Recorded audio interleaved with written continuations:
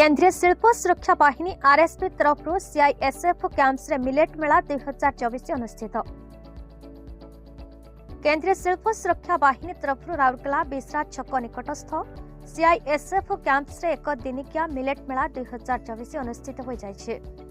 एतरे मुख्य अतिथि भावे डॉक्टर शेखर सहाई आईजी जोग दैथिले।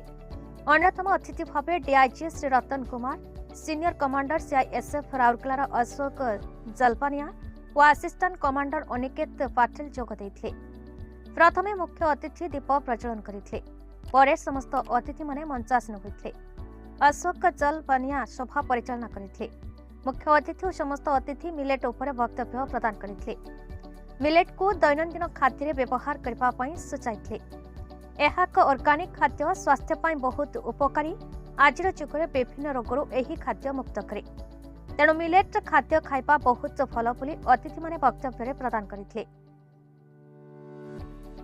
एक दिवसीय मिलेट मेला को सीआईएसएफ वरिष्ठ इन्स्पेक्टर श्रीयुक्त तुषारकांत महापात्र प्रत्यक्ष तत्वावधान समस्त स्टल मान समस्त एसएचजी मान जोगाड़ कर CISF sub inspector Rahul Kumar stall मान तदारख करुଥିଲେ।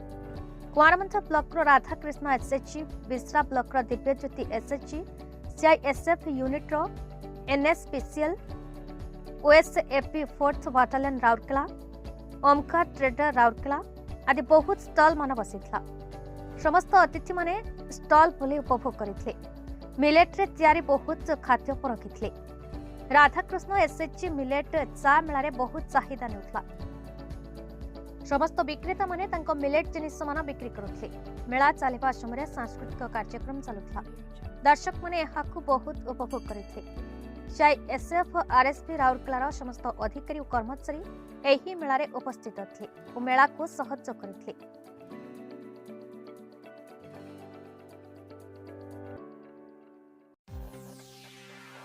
कमलेश प्रसाद मिश्रଙ୍କ रिपोर्ट, भारत न्यूज।